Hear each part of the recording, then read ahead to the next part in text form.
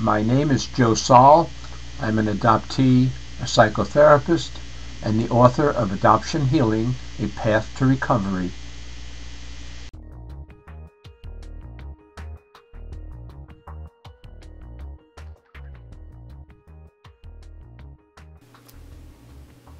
Good grief, making sense out of suffering. The first two words, good grief, can express many things, including surprise, horror, and sadness. Our sadness, the loss of what to me is a sacred relationship, is rarely dealt with in a way that will promote healing. The last 5 words may cause you to sit up and say, what? Suffering makes sense? Well, let's explore a bit. How can we make sense of it? By understanding the causes of our suffering and resolving it. Resolution means accepting the reality of what happened. We need to recognize how bad our trauma was and do our healing work so that we are not in pain all the time. We must accept our trauma as being as bad as it was, without downplaying it in any way. In the beginning, when mother and child were separated, each of us experienced the death of the person from whom we were separated. There is no difference in the experience of losing a mother or child to death or adoption. Baby is here, baby is gone. Mommy is here, mommy is gone. We experienced that death, but what is different is how we would be treated if there is a real death as opposed to adoption. If there is a real death, presumably those close to us will say, I'm sorry your baby died when she was born. You must be sad. Let me comfort you. Or, I'm sorry your mother died when you were born. You must be sad. Let me comfort you. That encourages good grieving of the tragic loss that society acknowledges. Every mother of adoption loss that I've ever met was told, one way or the other, that she did the noble, selfless, loving thing and to go on with her life and make believe it did not happen. And every adoptee I've ever met was told in some way that he or she was special, chosen, or lucky, which means they're lucky their mother died for them, and to make believe it didn't happen.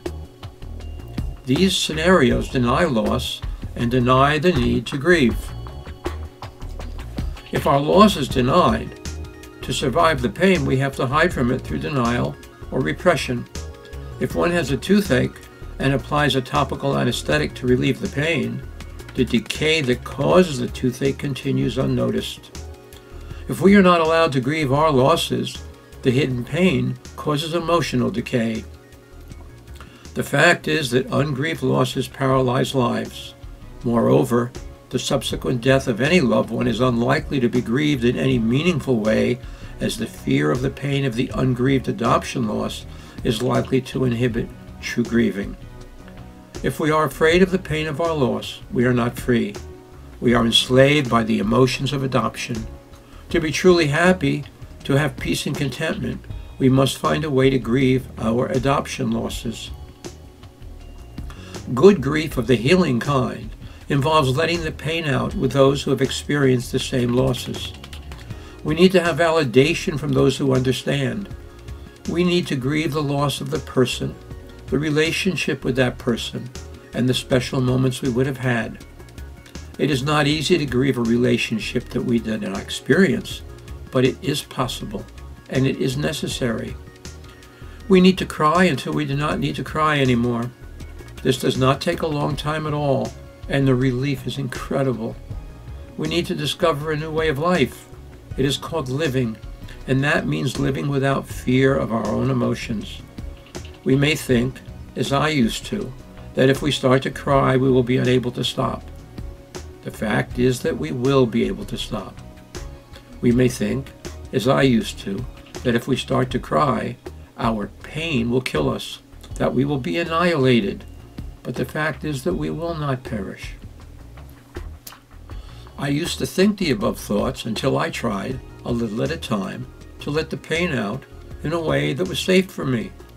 When I discovered that I would not cry forever or perish, I became unafraid of my pain, and I could let it out, and cry, and stop when I wanted to. I'm not saying it doesn't hurt, but once unafraid, I could let the pain out so that I could continue my grieving. Does this way of dealing with the suffering make sense?